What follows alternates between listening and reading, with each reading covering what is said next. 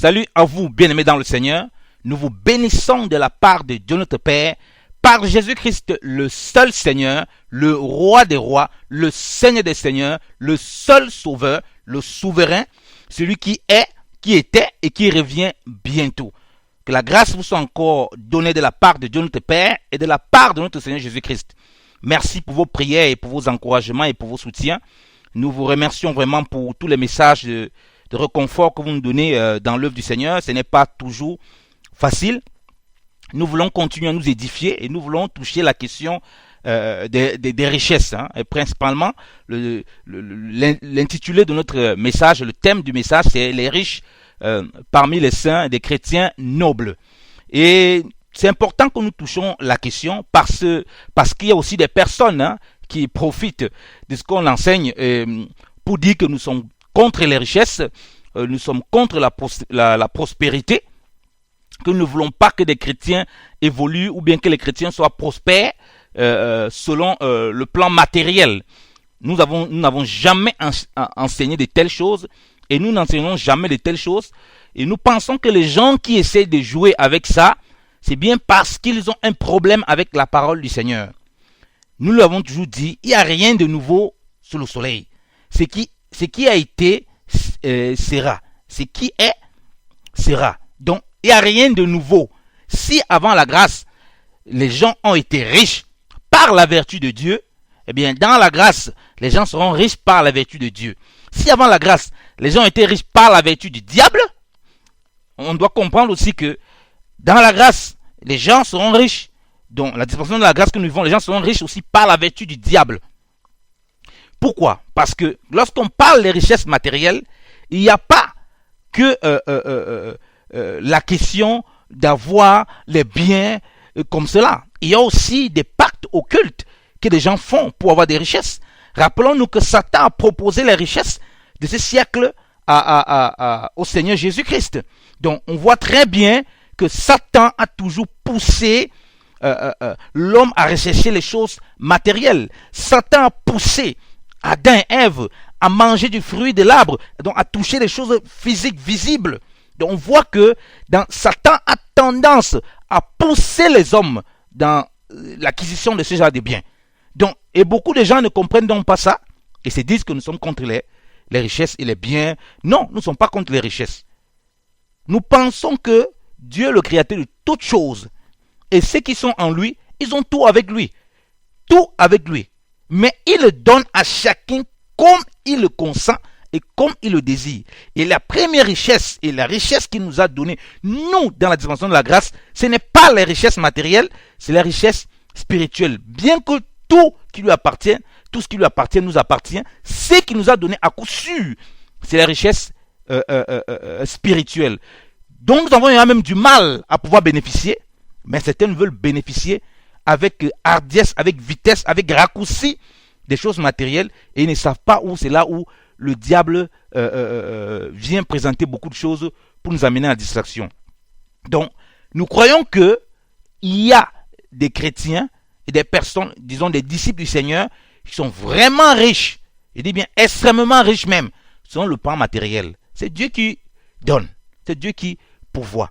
Mais comment ça doit se faire? Est-ce que ce sont des personnes qui vont courir derrière les richesses? Est-ce que ce sont des personnes qui vont écouter les messages pour dire non, Dieu veut que vous soyez des riches? Est-ce que des prédicateurs à cause de cela, à cause de ce que Dieu a toujours eu parmi son peuple, des personnes huppées, donc des personnes qui avaient des moyens, à cause de cela, on doit commencer à enseigner aux chrétiens de rechercher la richesse, ou bien on doit dire aux chrétiens forcément, tu as accès à ces richesses? Non.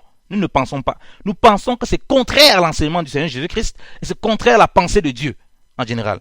Comme je vous l'ai dit, au niveau des richesses, on voit dans la parole du Seigneur, on va aller tout doucement, qu'il y a des gens qui sont riches par la vertu du Seigneur, mais il y a des gens qui s'enrichissent aussi selon la convoitise du monde.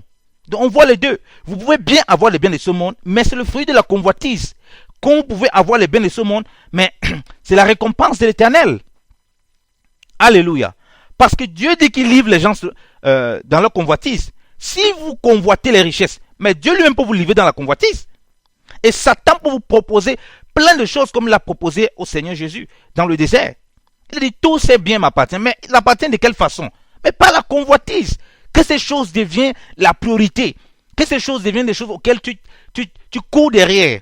Regardez que lorsque le Seigneur Jésus sort de cette bataille avec Satan dans le désert, il commence à dire non, ne vous inquiétez pas de ce que vous allez manger, de ce que vous allez boire, mais recherchez premièrement le royaume des cieux et toute chose sera donnée par-dessus tout. Donc on voit que son discours est différent de Satan.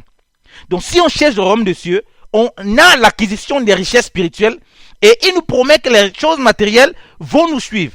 Mais Satan, c'est le contraire.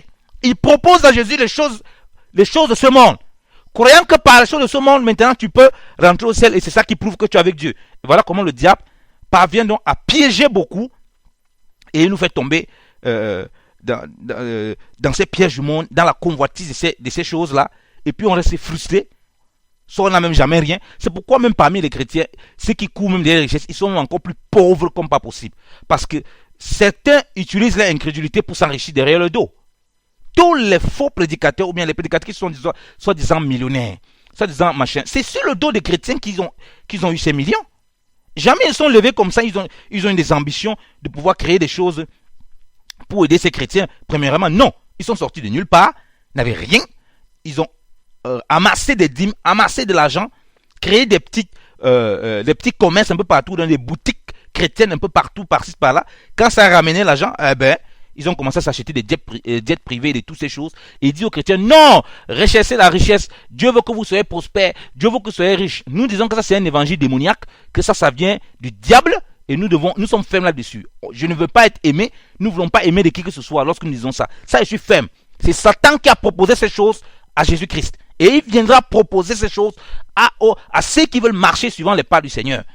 Et il propose ces choses au monde. Un prédicateur n'a pas dit qu'il vient du Seigneur, il commence à enseigner ça. Il est en train clairement de se mettre à la place du diable pour dire, voilà, Dieu veut que vous ayez ça. Non. Le Seigneur a dit, recherchez d'abord le royaume des cieux, et cela, et toute chose sera donnée par-dessus tout.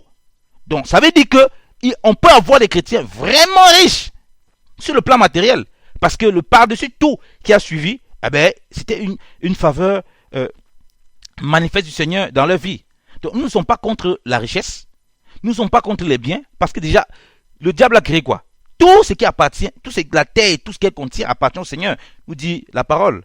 Mais ce qu'il fait, ce que le diable fait, c'est détourner l'homme de l'objectif de ses richesses, qui sont là, non point pour que l'homme devienne idolâtre, mais pour que l'homme glorifie Dieu, et pour que l'homme serve Dieu dans la simplicité. Alléluia. Donc, nous allons aller dans les Écritures, bien aimés dans le Seigneur. Nous allons voir bien comment le Seigneur a eu des disciples qui étaient riches et comment le Seigneur a mis aussi en garde par rapport aux richesses physiques et comment le Seigneur nous parle de la richesse en tant qu'enfants de Dieu. Nous, en tant qu'enfants de Dieu, quelle est la richesse que nous avons premièrement, comme nous l'avons dit? C'est la richesse spirituelle. Mais si nous regardons vraiment, est-ce que nous parvenons vraiment à manifester cette richesse spirituelle? Soyons honnêtes. Quand on nous voit, on a l'impression qu'on est vide de cette richesse spirituelle. On parle d'un Seigneur qui apparemment n'est plus puissant. N'est plus puissant spirituellement. Cette richesse, on a du mal déjà à l'acquérir. Le diable vient maintenant nous distraire et beaucoup de prédicateurs veulent nous distraire avec les choses matérielles. Alors que même ce qui nous était promis, nous n'avons même pas encore ces choses. Regardez ce que Éphésiens 1 nous dit. Éphésiens 1. Nous connaissons ces passages, mais est-ce que nous le vivons réellement? Parce que voilà déjà en quoi nous, en tant qu'enfants de Dieu, nous devons pouvoir nous identifier. Éphésiens 1, verset 3 dit quoi? Béni soit Dieu le Père de notre Seigneur Jésus-Christ, qui nous a bénis de toute bénédiction spirituelle dans les lieux célestes en Christ. Amen. Si on continue au verset 4. Selon qu'il nous avait élus en lui avant la fondation du monde, afin que nous fussions saints et irréprochables devant lui en charité. Amen. Donc on parle des bénédictions spirituelles. On dit de toutes sortes de bénédictions spirituelles. Est-ce qu'on veut vraiment toutes ces sortes de bénédictions spirituelles?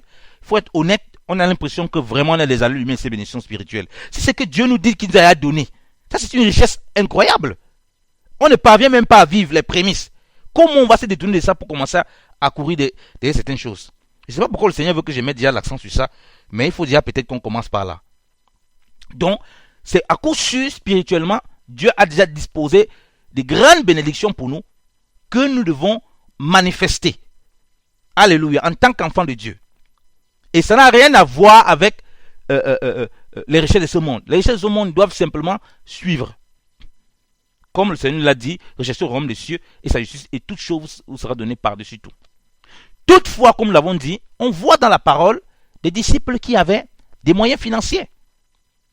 On voit les gens qui avaient une certaine position dans la société.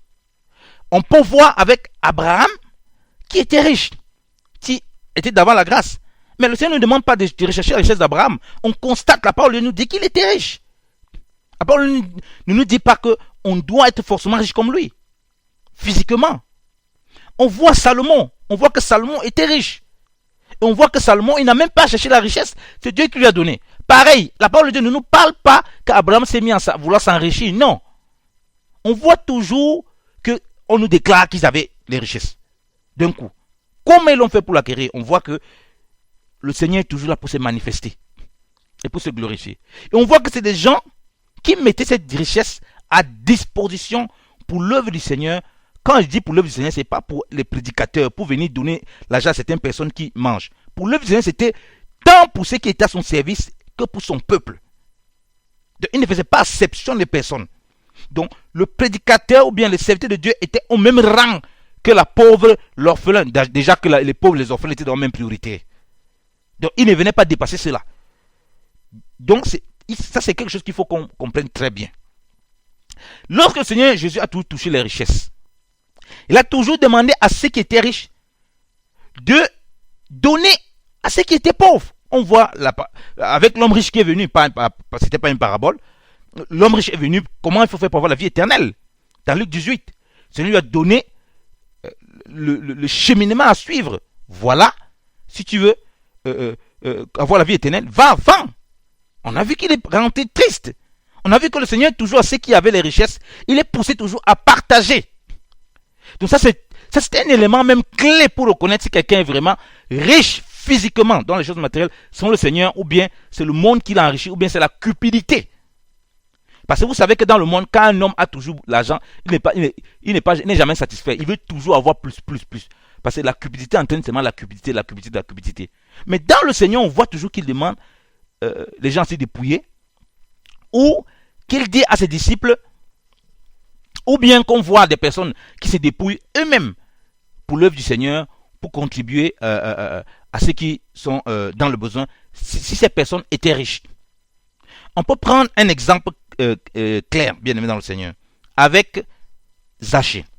Lisons Luc. Regardez Zachée, qui a cru au Seigneur.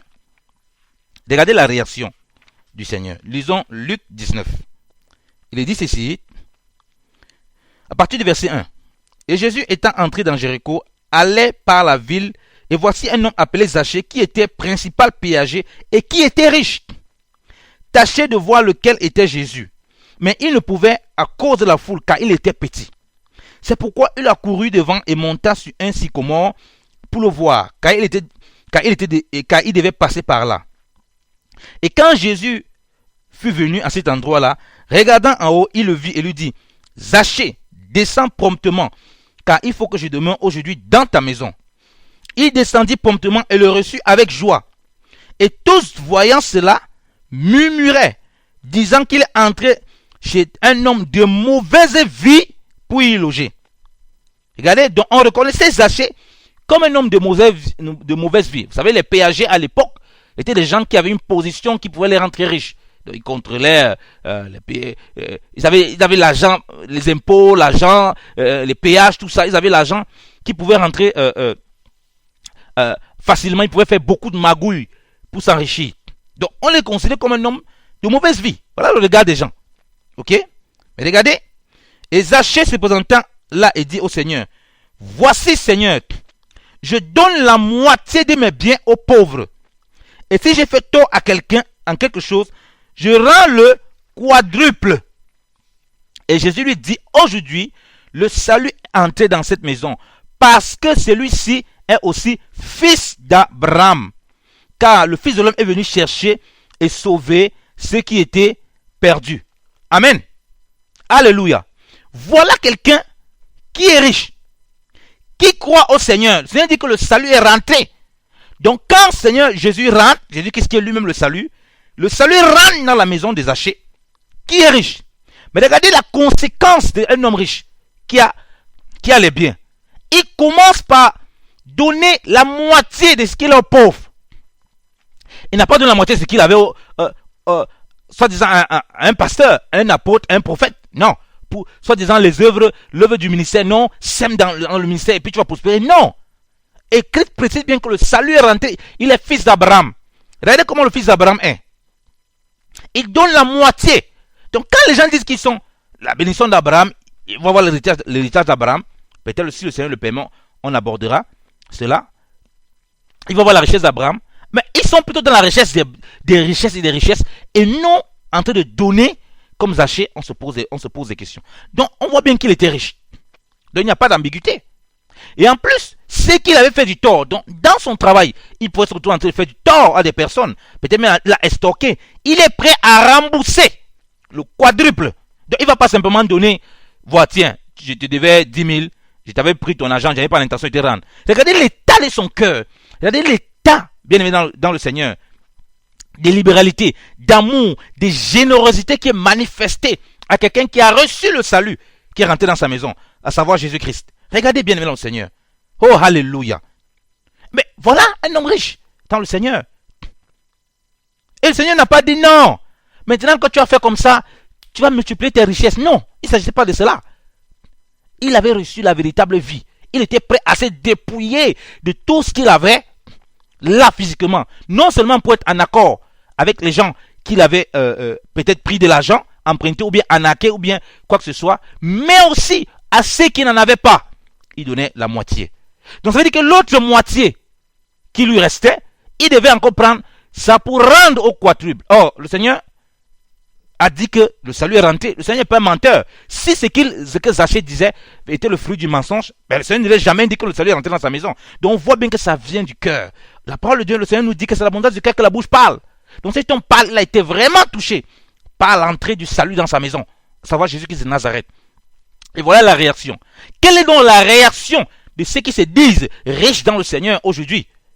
Qui brandit des dettes privées, qui brandit des soi-disant vestes et tout ce tralala qu'on voit, qui brandit une vie d'opulence extrême en abusant le peuple. Et ces chrétiens qui courent derrière les richesses, est-ce qu'ils sont capables d'atteindre rien que seulement la moitié du travail de Zachée?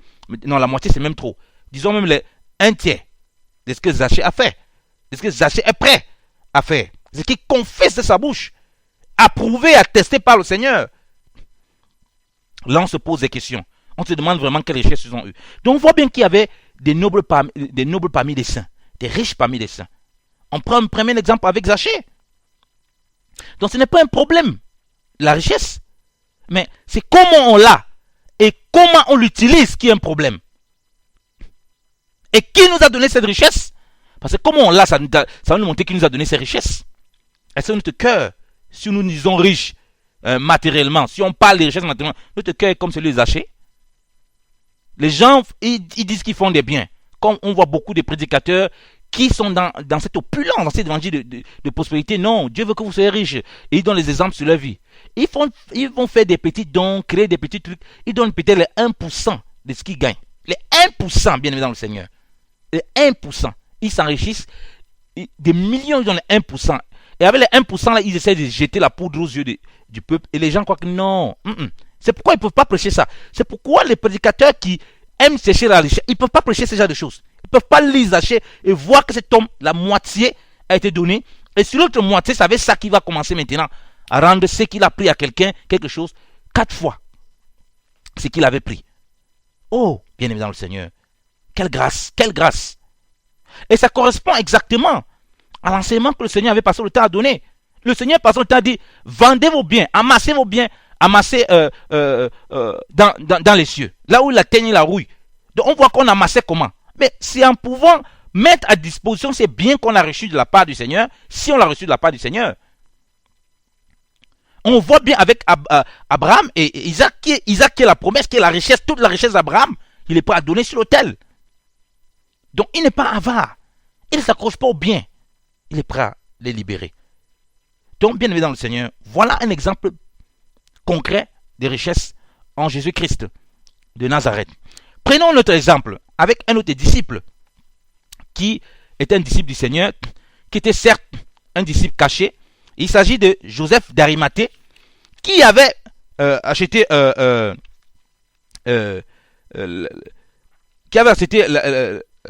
sépulture de notre Seigneur Jésus-Christ, son tombeau, et a permis que le Seigneur soit enseveli là-bas. Et la parole de Dieu précise bien que lui-même, il était un homme riche. Si nous lisons Matthieu 27, à partir du verset 57. Et le soir venu, un homme riche d'Arimathée, nommé Joseph, qui avait été disciple de Jésus, vint à Pilate et demanda le corps de Jésus, et en même temps Pilate commandant que le corps fût rendu. Alors Joseph prit le corps et l'enveloppa d'un linceul net et le mit dans son sépulcre neuf qu'il avait taillé dans le roc et avait roulé et après avoir roulé une grande pierre à l'entrée du sépulcre, il s'en alla. Amen. Donc on voit qu'il a pris le sépulcre du Seigneur neuf. Il était riche. Et la parole de Dieu nous précise qu'il était un homme bien considéré. Et il était disciple en secret parce qu'il craignait des Juifs. Et ça aussi, c'est le Seigneur qui le permettait. On voit aussi Nicodème qui était un disciple caché du Seigneur. Donc, il a payé un truc flambant neuf pour le Seigneur. Mais il avait quoi là? Il gagnait quoi là? C'était pas un investissement qu'il faisait sur le plan physique. Et il croyait. Et il a pris quelque chose de non pour l'offrir au Seigneur. Et le Seigneur est ici dans la figure de la personne qui est en difficulté. La personne qui souffre. La personne qui est dans le besoin. Il n'a pas attendu quand Jésus était vivant. Il a dit non Seigneur, tu marches trop à pied. Je vais t'acheter des chevaux. Pour que tu commences à aller à cheval. Je vais te construire des villas Seigneur. Tu es quand même un grand. Comme c'est devenu un modèle, chacun veut construire ses tours et ses bâtiments qu'on voit. Voilà un homme riche dans le Seigneur. C'est quand le Seigneur est dans la condition de celui qui est dans la nécessité véritable qu'il agit. Donc il a les yeux fixés sur le nécessiteux. Donc les frères qui sont accablés, hein, on voit ici la figure prophétique qu'il accomplit. C'est comme on voit avec le bon samaritain. Le Seigneur a dit que qui a été le prochain de l'autre. On voit bien que le samaritain qui a vu l'autre qui était comme presque mort, qui l'a transporté, qui l'a amené à l'hôtel, qui l'a fait garder, qui l'a fait soigner. Ça, c'est ce que Joseph d'Arimathée a accompli. Ok, et puis le Seigneur va revenir d'entre les morts. Donc, il va acheter le sépulcre. Parce que le Seigneur a besoin de sépulcre. Il va le lincer, hein, pour qu'on l'emballe très bien. Voilà comment ça se passe. Voilà, on voit tous les riches dans une action vraiment utile pour le royaume à celui qui est dans la nécessité. Alléluia. Bien-aimés dans le Seigneur, nous croyons que le Seigneur dispose les biens matériels pour son peuple, parce qu'on en a besoin pour aider les uns les autres. Il utilise ces choses. Mais nous ne croyons pas du tout que ces biens-là peuvent pousser quelqu'un à la cupidité, à la soif de posséder, au lieu de se dépouiller de plus en plus pour donner à ceux qui sont dans le besoin. Et nous ne croyons pas que Dieu a dit que tous ses enfants doivent être riches matériellement. Ça, c'est faux. Ça, c'est un autre évangile. Le Seigneur était clair là-dessus. Concernant les biens. Alléluia. Si nous lisons, nous revenons, par exemple, si nous lisons Luc 8, on voit qu'il y avait des personnes, hein, bien aimées dans le Seigneur. On va en coller juste pour confirmer par rapport à la richesse. On voit qu'il y avait des personnes qui étaient aux affaires dans la cour d'Hérode, donc ce n'était pas n'importe qui, et qui finançaient l'œuvre du Seigneur. Nous lisons Luc 8. Or, il arriva, à partir du verset 1, bien aimé dans le Seigneur, il arriva après cela qu'il allait de ville en ville et de bourgade en bourgade, prêchant et annonçant le royaume de Dieu. Et les 12 disciples étaient avec lui. Et quelques femmes aussi qu'il avait délivrées des malins esprits et des maladies, savoir Marie qu'on appelait Magdalène, de laquelle étaient sortis 7 démons, et Jeanne, femme de Cusa, lequel avait le maniement des affaires d'Hérode, et Suzanne, plusieurs autres l'assistèrent de leurs biens. Alléluia. On voit que le Seigneur était assisté des biens. Et il était assisté des biens des personnes qui étaient proches du pouvoir d'Hérode. Donc c'était des personnes assez considérées. Mais regardez le ministère du Seigneur Jésus. Avec ces personnes assez considérées, qui étaient près du pouvoir d'Hérode, il n'avait pas les richesses matérielles. Il n'avait pas où il devait poser sa tête. Ben, si c'était les prédicateurs d'aujourd'hui, c'était une raison pour dépouiller, pour s'enrichir. Donc ces personnes étaient riches matériellement. Ils avaient certainement beaucoup de biens matériels, mais il ne s'agissait pas de donner, non seulement pour encourager la cupidité, mais ils donnaient surtout pour la nécessité commune. Alléluia. Et on sait que le Seigneur a vécu dans la simplicité. Donc il y a tous les riches. Mais à quoi ça sert cette richesse? À quoi ça sert ces richesses? Est-ce que cette richesse-là nous conduit à avoir l'attitude des Zachée, pouvoir donner la moitié de ce qu'on a aux pauvres et pouvoir rembourser ce qu'on a même au quadruple, pouvoir subvenir vraiment aux besoins des autres, pouvoir atteindre cette statue qu'on voit à l'église de Jérusalem lorsque l'église naît, qu'on voit que les gens donnaient leurs biens de telle sorte qu'il n'y avait pas d'indigents. Les gens vendaient leurs possessions et ils distribuaient à tous de sorte qu'il n'y a pas d'indigents. Voilà la statue auquel ils devaient arriver tous, auquel nous devons arriver. Et nous devons vivre ça. Or, pour que quelqu'un vende ses biens, il faut bien qu'il ait des biens, il faut bien qu'il soit riche. Alléluia. Donc, nous ne sommes pas contre la richesse. On voit bien, on a vu des cas concrets par rapport à cette richesse. Mais maintenant, ça ne changeait pas le message de Jésus-Christ. Quand Jésus parlait contre les richesses, ou bien des dangers des richesses, parce qu'il mettait surtout en danger des richesses, parce qu'il a clairement dit, la vie de l'homme ne dépend pas de ses biens. Fut-il dans l'abondance, sa vie ne peut pas dépendre de ses biens. Donc on comprend bien que, et il nous a dit, nous garder avec soin de l'avarice, parce que ça ne dépend pas, la vie de l'homme ne dépend pas de ses biens. Donc, le Seigneur était clair concernant ces choses. Pourquoi? Parce que les biens de ce monde peuvent facilement nous engloutir, bien évidemment, le Seigneur. Si Dieu peut nous donner ces choses, comme on a dit, tout ça sont à nous, par défaut, dans le sens où tout appartient au Seigneur et tout ce qui appartient au Seigneur nous appartient, mais il ne nous manifeste pas forcément toutes ces choses. Et à chacun le donne comme il le sent, comme il le veut. Et les choses qu'il nous a données, on comprend bien que c'est des bénédictions spirituelles, c'est la richesse spirituelle avant toute chose. Ok? Et le Seigneur met en garde par rapport à ça. Pourquoi? Parce que dans ce monde, facilement, bien dans le Seigneur, ces choses peuvent nous emporter. Je dis souvent ceci. Salomon n'a pas demandé la richesse. Mais regardez comment la richesse que Salomon, Dieu lui a donnée, ça n'a pas empêché qu'il établisse des dieux étrangers à ses concubines. Les dieux étrangers de ses concubines, qui se détournent, qui rentrent dans l'idolâtrie. À plus forte raison, quelqu'un à qui Dieu n'a pas donné la richesse, qui aspire à la richesse, vous pouvez imaginer le degré d'égarement dans lequel il peut se retrouver. Donc faisons attention à ces choses bien dans le Seigneur. Donc si tu as les biens c'est pour le corps de Christ.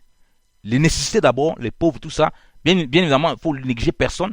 L'œuvre du Seigneur, les saints. La parole de Dieu nous demande de pouvoir aux besoins des saints. La parole, on voit toujours comment on pouvoir aux besoins des saints selon notre prospérité. La parole de Dieu d'encourager. Il faut donner aux serviteurs, il faut encourager. Mais toujours et toujours, bien dans le Seigneur, dans un dépouillement, pas pour que certaines personnes s'enrichissent. Donc même celui qui est serviteur de Dieu, si tu reçois trop de dons, si les dons c'est beaucoup, c'est de la même façon aussi donc que Joseph, autant pour moi, Zachée a dit qu'il met la moitié là, tu dois pouvoir prendre la moitié là de ces dons là, tu les redistribues de sorte que tu vis dans la simplicité comme un serviteur de Dieu. Alléluia. Et nous le disons toujours, Jésus, la parole de Dieu nous précise bien que nous avons de quoi manger et de quoi nous vêtir dans 1 Timothée 6. Cela nous suffit. Et on voit que le Seigneur a vécu comme ça. Il avait de quoi manger, de quoi se vêtir, il n'avait pas où dormir. Donc même la maison est devenue un luxe. La maison même est un luxe. Donc pour nous faire comprendre à quel point nous devons vivre dans la simplicité. Même lorsque nous avons les richesses. On voit bien ça ici en Europe. Moi qui suis en Suisse, autant pour moi, vous voyez des personnes ici qui sont parfois, si on ne vous dit pas qu'ils sont multimillionnaires, vous ne pouvez pas savoir. Mais ils vivent dans une telle simplicité. Contrairement à beaucoup qui font beaucoup de vacarme, vous ne pouvez pas savoir qu'ils sont riches. Ils vivent dans une simplicité incroyable. Donc la nature nous enseigne pour que nous revenons vraiment au fondement de l'évangile. Alléluia. Regardons maintenant, au milieu du peuple de Dieu, est-ce qu'il y avait des personnes qui étaient aussi riches? Nous allons revenir aux paroles du Seigneur, lorsqu'il parlait concernant les richesses. On va voir bien qu'il va mettre en garde sur les richesses aussi. Alléluia. Lisons la parole du Seigneur. Si nous lisons, si nous commençons par lire Acte 13. Acte 13, je vais lire parce que j'aimerais que ces choses soient bien comprises. On dit ceci. Quand Paul a prêché l'évangile au proconsul, le proconsul était comme une sorte de gouverneur. Donc un gouverneur à l'époque, quelqu'un qui était d'un haut rang, un noble, qui pouvait avoir beaucoup de biens. Il a cru à l'évangile. On dit, je vais lire à partir de Acte 13, à partir du verset 6. Puis en traversant l'île jusqu'à Paphos, il trouvait là un certain enchanteur, faux prophète juif, nommé Bar Jésus, qui était avec le proconsul Serge Paul, homme prudent, lequel fut appelé Barnabas et Saul, désirant d'ouïr la parole de Dieu. Mais il m'a c'est-à-dire l'enchanteur, car c'est ce que signifie son nom, ce nom d'Elymas, leur résistait, tâchant de détourner de la foi le proconsul. Mais Saul, qui était appelé Paul, étant rempli du Saint-Esprit, ayant les yeux arrêtés sur lui dit, ô homme plein de toute fraude et de toute ruse, fils du démon, ou bien fils du diable, ennemi de toute justice, ne cesseras-tu point de renverser les voies du Seigneur qui sont droites? C'est pourquoi voici la main du Seigneur va être sur toi, et tu seras aveugle sans voir le soleil jusqu'à un certain temps. Et à l'instant, une obscurité et des ténèbres tombèrent sur lui. Et tournant de tous côtés, il cherchait quelqu'un qui le conduisit par la main. Alors le proconsul, voyant ce qui était arrivé, crut, étant rempli d'admiration pour la doctrine du Seigneur. Et quand Paul et ceux qui étaient avec lui furent partis de Paphos, il vint à Perge, ville de Pamphylie, mais Jean s'étant retiré d'avec eux, s'en retournant à Jérusalem. Amen. On voit que le proconsul était touché, il a cru au Seigneur. C'était pas n'importe qui. Quelqu'un qui avait une certaine position dans la société. Mais avant même de voir le proconsul, on voit l'intendant, l'eunuque de la reine d'Éthiopie, donc qui était intendant de ses biens. Donc il gérait tous les biens. Il a cru au Seigneur dans Acte 8. On peut aussi encore le lire. Acte 8. On dit ceci dans Acte 8. Il est écrit Acte 8, verset 26. Puis l'ange du Seigneur parla à Philippe en disant, lève-toi et t'en vas vers le midi, au chemin qui descend de Jérusalem à Gaza, celle qui est déserte. Lui donc se levant, s'en alla, et voici un homme éthiopien eunuque, qui était un des principaux seigneurs de la cour de Candace, reine des Éthiopiens, commis sur toutes ses richesses, et qui était venu pour adorer à Jérusalem, s'en retournait assis dans son chariot, et il lisait le prophète Ésaïe. Amen. Et on voit que après il a cru au Seigneur. Donc il gérait tous les biens. Donc, il n'était pas n'importe qui dans le royaume là. Il avait une place importante en ses richesses. Dans la gestion des richesses, autant pour moi, donc dans ce royaume d'Éthiopie. Donc le Seigneur a touché toujours plusieurs personnes. Mais quel est le but des richesses dans lesquelles nous nous trouvons? Si nous avons des richesses, on fait quoi avec? Et on voit bien, comme je l'ai dit, qu'il n'y a pas de richesses et des richesses là. Des richesses, même les richesses spirituelles. On doit désirer les vivre parce que c'est à disposition selon l'appel qu'on a reçu. Donc, il ne faut pas aller chercher ce qu'on n'a pas reçu du Seigneur. Il a mis tout à notre disposition. Les richesses matérielles, c'est Dieu qui le donne. Il y a toujours eu des nobles parmi les chrétiens. Mais c'est comment utiliser ces richesses qui est un problème. Je lis encore un autre verset dans Acte 13, pas dans Acte 13 autant pour moi, dans Acte 19. On lit Acte 19. Non, Acte 17, autant pour moi. Acte 17, à partir du verset, on connaît les Béréens. À partir du verset 10. Et d'abord, les frères mirent de nuit hors de la ville, Paul et Silas, pour aller à Bérée, où, étant arrivés, ils entraient dans la synagogue des Juifs. Or, ceux-ci furent plus généreux que les Juifs de Thessalonique, car ils reçurent la parole avec toute promptitude, conférant tous les jours les Écritures, pour savoir si les choses étaient telles qu'on le disait. Plusieurs donc d'entre eux crurent, et des femmes grecques de distinction, des hommes aussi en assez grand nombre. Alléluia. Donc on voit bien que des hommes grecs de distinction, donc des personnes qui étaient dans une position de noblesse, dans une position d'élévation, on peut dire sur le plan humain, avec eux. Il y en avait de tout au milieu du peuple de Dieu. Mais on les a toujours avertis par rapport aux richesses, on les a toujours montré comment il faut utiliser les richesses. C'est dépouiller pour aider les nécessités pleinement. Et donc pour encourager la cupidité. Parce qu'il y a beaucoup de gens qui ont des richesses, mais c'est pour encourager la cupidité. Alléluia. Donc nous ne sommes pas contre les richesses physiques. Comme nous le disons, nous ne sommes pas contre cela. Nous sommes contre la convoitise de ces richesses, ou contre un enseignement qui vous fait croire que Dieu veut que vous ayez toutes ces richesses matérielles et que vous devez poursuivre ces richesses matérielles. Nous refusons.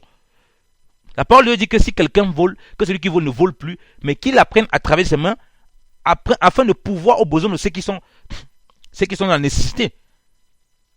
Donc on voit bien que le fait d'avoir même beaucoup de choses, si le Seigneur nous donne cela, ça doit être utile pour le corps du Seigneur. Ça doit être utile pour ceux qui sont dans la nécessité, bien-aimés dans le Seigneur. Alléluia. Si nous lisons 1 Timothée 6. Si nous allons lire 1 Timothée 6, bien-aimés dans le Seigneur, la parole nous dit ceci.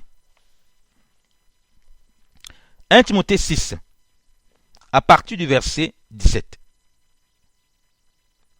Dénonce à ceux qui sont riches en ce monde et qu'ils ne soient point hautains et qu'ils ne mettent point leur confiance dans l'incertitude des richesses, mais au Dieu vivant qui nous donne toutes choses abondamment pour en jouir.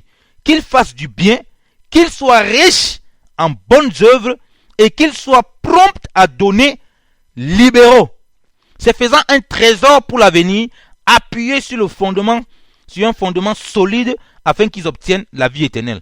Amen. Alléluia. Paul dit à Timothée, dit à ceux qui sont riches, qui ne s'appuient point sur leur richesse matérielle. Donc on voit bien qu'il y avait des gens riches. Mais regardez le commandement qu'on dit. On les prévient qu'ils doivent être prompts à donner, à être libéraux. Et ils vont se faire quoi? Un trésor dans ce siècle? Multiplier les biens dans ce siècle? Non. Il dit qu'ils vont se faire un trésor pour l'avenir, un trésor pour le royaume des cieux. Et il dit, c'est appuyé sur un fondement solide, afin qu'ils obtiennent la vie éternelle. Et il se fait un trésor pour l'éternité. En étant dans ces conditions-là. Oh, bien-aimé dans le Seigneur. Donc, voilà les riches dont on parle de la parole du Seigneur. Et la parole du Seigneur nous-mêmes en garde lorsqu'on a les richesses. Jacques nous dit, lisons Jacques. On va lire Jacques, concernant toujours les richesses. Si nous lisons Jacques, qu'est-ce que Jacques dit? Il dit, Jacques 2. Écoutez mes frères bien-aimés, Dieu n'a-t-il pas choisi les pauvres de ce monde qui sont riches en la foi et héritiers du royaume qu'il a promis à ceux qui l'aiment? Alléluia. Amen. On voit que Dieu, ceux qui étaient pauvres, il les a rendus riches en la foi. On comprend bien les bénédictions spirituelles et célestes que nous avons, dont la foi fait partie d'une grande richesse. On a les richesses en la foi, en notre Seigneur Jésus-Christ. Et donc on est riche dans la foi. Il ne s'agit pas des biens de ce monde, premièrement. Alléluia. Si on lit Jacques 5, à partir du verset 1, il dit, « Or maintenant, vous riches, pleurez et poussez des grands cris, à cause des malheurs qui s'en vont tomber sur vous. Vos richesses sont pourries, vos vêtements sont rongés par les vers, votre or et votre argent sont rouillés, et leur rouille sera un témoignage contre vous et dévorera votre chair comme le feu. Vous avez amassé un trésor pour les derniers jours. Voici le salaire des ouvriers qui ont moissonné vos champs et duquel ils ont été frustrés par vous. Crie.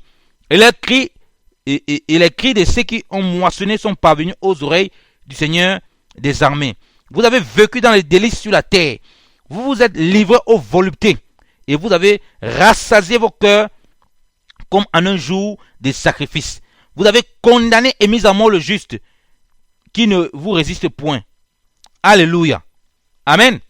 Regardez l'avertissement qu'on donne aux riches. Or, le Seigneur a dit que d'amasser les trésors dans les cieux.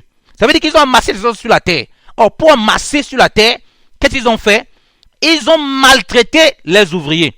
Donc, ils ont abusé des ouvriers. Et il dit que leur or est rouillé. Or, le Seigneur dit que celui qui amasse dans le ciel, il n'y a pas la terre, la rouille ne vient pas. Sur la terre, la rouille vient. Donc, on comprend bien qu'ils amassaient selon la chair. Et là, on parle aux chrétiens. Donc, parmi ceux qui se disent du peuple de Dieu, qui vont se dire riches, beaucoup seront riches comme ces riches-là. Regardez les avertissements qu'il y a. Donc, comment on peut pousser les gens à chercher les richesses alors que la parole de Dieu montre plutôt les avertissements qu'il y a concernant ceux qui sont riches et les dérives dans lesquelles ils peuvent se retrouver. Oh, bien-aimé dans le Seigneur.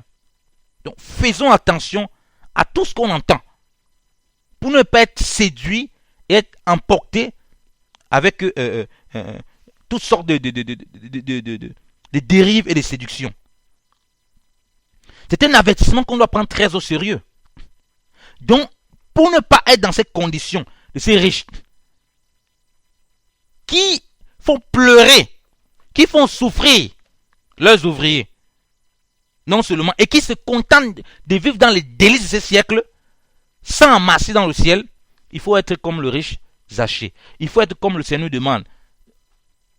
Être libéraux, être généreux, prompt à donner si on a les richesses. Et même jusque-là, même celui qui a un peu, qui a le peu pour pouvoir manger, c'est aussi une richesse à son niveau. Bon, on ne va pas appeler ça richesse en tant que telle. Il est clair ici qu'on parle des richesses, on parle de celui qui en a beaucoup vraiment. Alléluia. Oh, béni le Seigneur. Ces paroles sont les paroles de vie éternelle.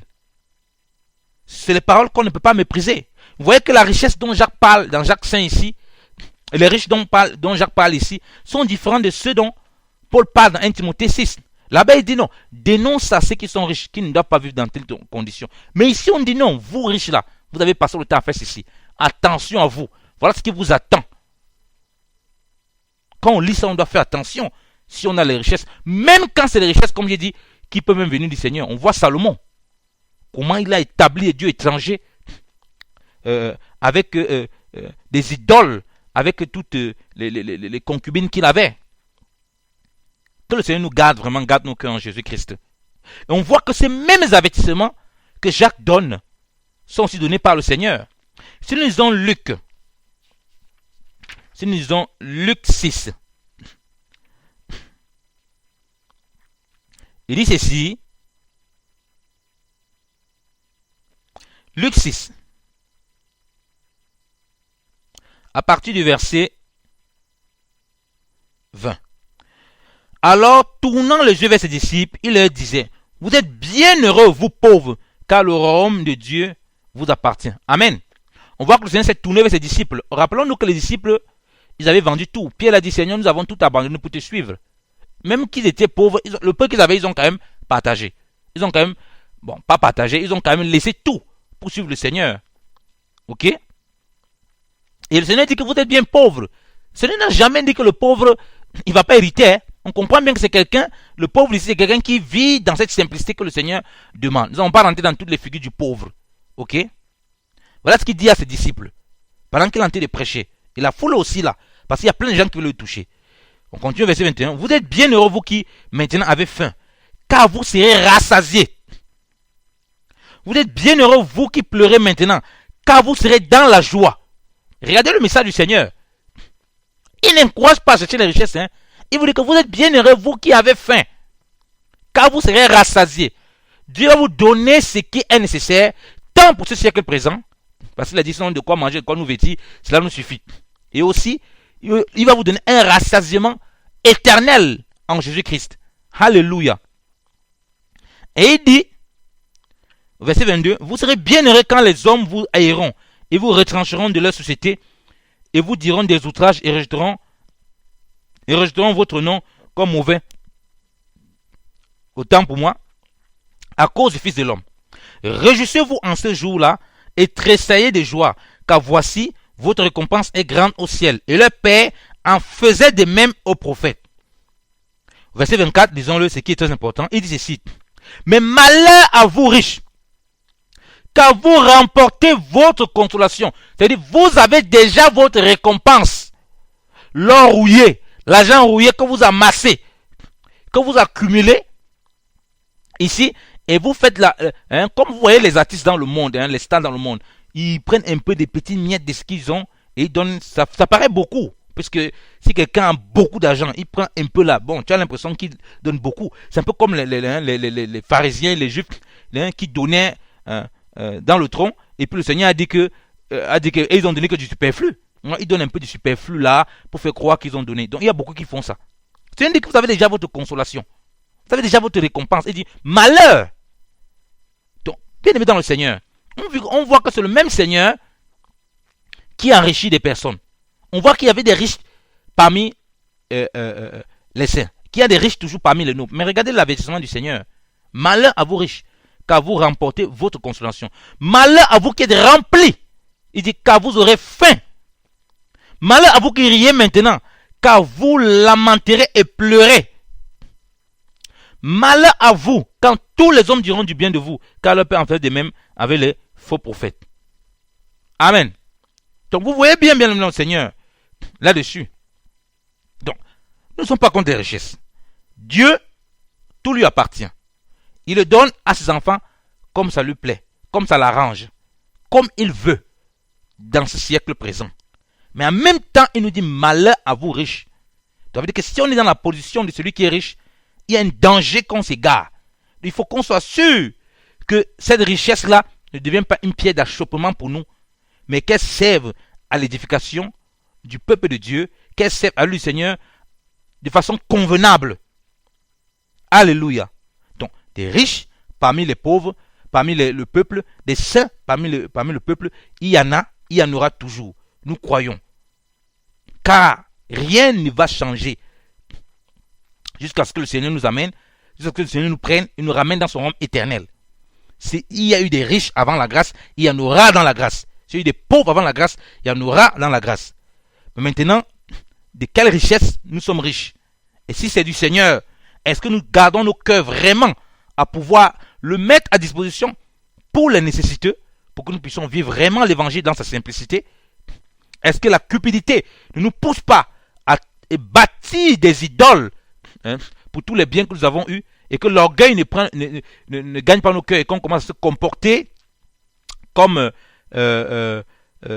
Salomon, qu'on commence à se comporter comme ces riches qu'on a vus dans Jacques 5 qui payent mal les employés, qui abusent et qui vivent que dans les délices, oubliant que après cette vie terrestre, il y a la vie après la mort. Alléluia. Ça nous rappelle encore, bien aimé dans le Seigneur, la parabole du Seigneur dans Luc 16, par rapport à l'homme riche et Lazare. Remarquez bien que celui qu'on voit qui est dans la condition de celui qui va en enfer, celui qui est séparé de Dieu, c'est celui qui est riche. Donc c'est encore un point pour nous avertir par rapport à cette richesse. Donc faisons attention à ces richesses-là. Faisons attention. C'est bien si Dieu nous fait grâce d'avoir ces richesses. Mais nous devons comprendre que nous sommes plus exposés aussi lorsque nous avons ces richesses à pouvoir nous dérouter. Et que notre cœur doit aspirer avant tout le Seigneur.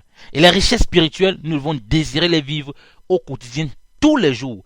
Parce que c'est la seule façon, bien aimé dans le Seigneur, de demeurer inébranlable, et que les richesses matérielles qu'on peut avoir, héritées du Seigneur, que le Seigneur peut nous donner, ne nous détournent pas de l'objectif.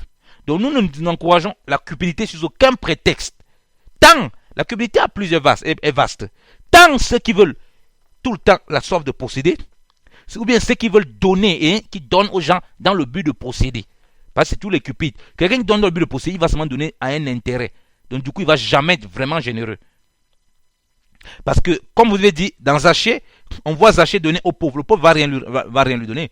Mais on se rappelle quand même que le Seigneur dit que celui qui donne aux pauvres, celui qui a pitié aux pauvres, il prête à l'Éternel, et le Seigneur lui-même va le récompenser. Mais il devait donner aux pauvres la moitié.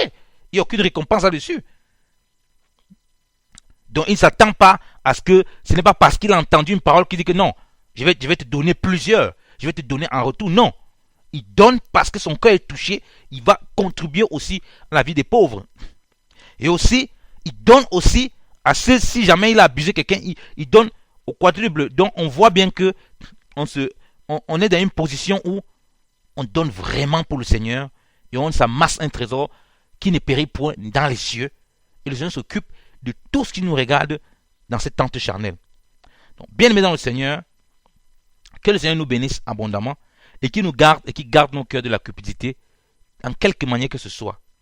Donc, gardons nos cœurs en Jésus-Christ. Encore une fois, je répète, nous ne sommes pas contre la richesse, nous ne sommes pas contre la prospérité, mais que cela soit fait selon la volonté du Seigneur et que chacun, là où il se trouve, prenne garde aussi. Parce que si le Seigneur peut nous donner les richesses, il nous prévient aussi que les richesses peuvent nous égarer et nous éloigner complètement de lui. Et on tombe dans une forme d'idolâtrie, de cupidité irréversible. Et on doit aussi prendre en considération le fait que Satan propose lui-même des richesses. C'est-à-dire la convoitise de ce siècle-là. Son but, c'est de nous amener là-dedans. Et le but du Seigneur, c'est qu'on soit sauvé éternellement. Donc, désirons aussi vivre les richesses spirituelles. Et premièrement, ces richesses spirituelles que nous avons, que le Seigneur nous a données. Il nous a donné toutes sortes de bénédictions dans le lieu céleste. Et nous sommes riches en la foi en Jésus-Christ. Et là, il se chargera de nous donner toutes ces choses dans le monde, toutes ces choses dans ce siècle présent, pour que nous puissions en jouir avec action de grâce et pour que nous puissions l'utiliser pour sa gloire, pour des bonnes œuvres et que ça ne nous emporte pas. Que le Seigneur vous bénisse abondamment au nom puissant de Jésus-Christ de Nazareth. Amen.